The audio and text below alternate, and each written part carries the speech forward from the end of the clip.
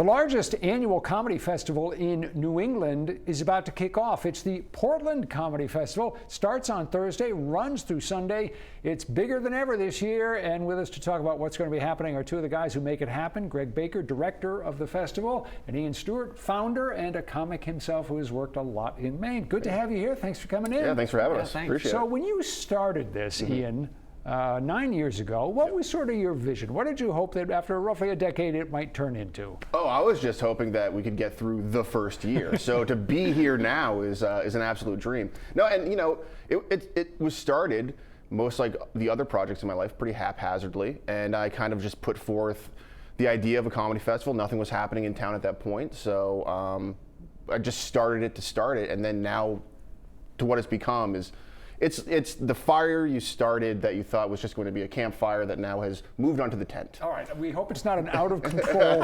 inferno, and that's your job, is to bring adult supervision to this, Greg. Yeah. Let's just cover some of the basics. How many comedians will be here for the festival? We have got 100 of the best up and coming stand-up comics, sketch comedy teams, and improv groups from Maine and all over the country.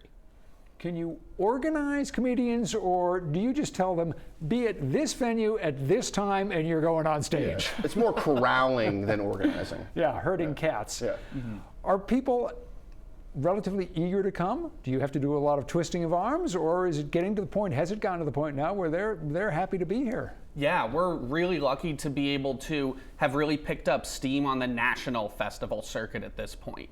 People really want to come to Maine in the summer to do comedy. We had over 330 comics submit to the festival this year, which was a record for us, and we're really happy. Those numbers are pretty remarkable. 330 people.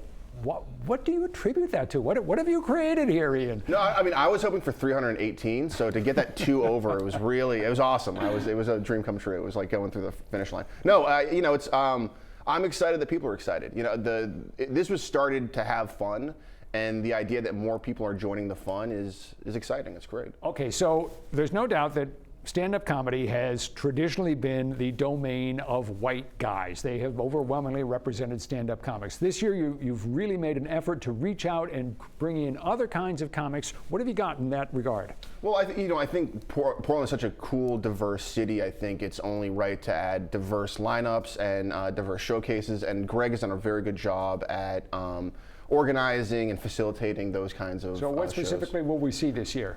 Yeah, so we have 4 different what we're calling specialty showcases this year, and those are going to feature comics who are BIPOC, comics who are female, comics who are queer, and comics who are breaking into the industry at 50 years and older.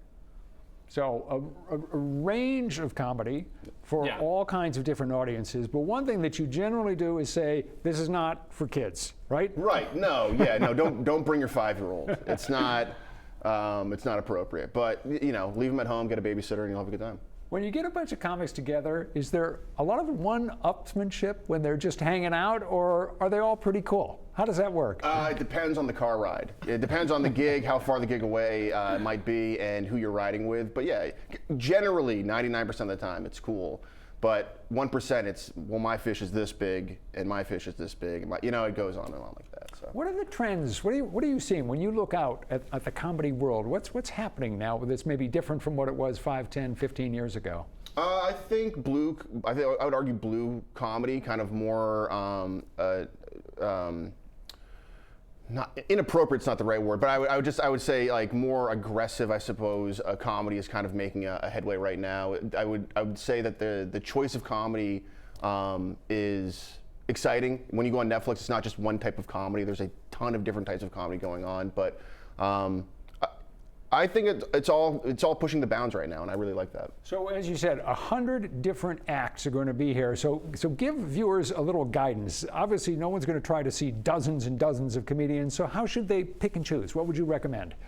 What I would recommend is getting a pass to the festival. Our day passes are only $30, and you can see as many shows as you want on any day. We've got really, really great lineups on Friday night, and Saturday is more of the sketch and improv comedy. And then Sunday, it's looking like it might be a beautiful afternoon to head out to one of the breweries, one of the distilleries, and enjoy a couple shows there. All right, 100 different comics, 9 different venues, all happening Thursday through Sunday. Guys, thanks for coming in. Appreciate you being here. Break a leg. Again, it's the Portland Comedy Festival. All the information about it is in a link that you'll find in an app or on our app or on our website. Just head to newscentermaine.com, the 207 section. That's where you'll find all the info you need about the festival. Stay with us. Back right after this.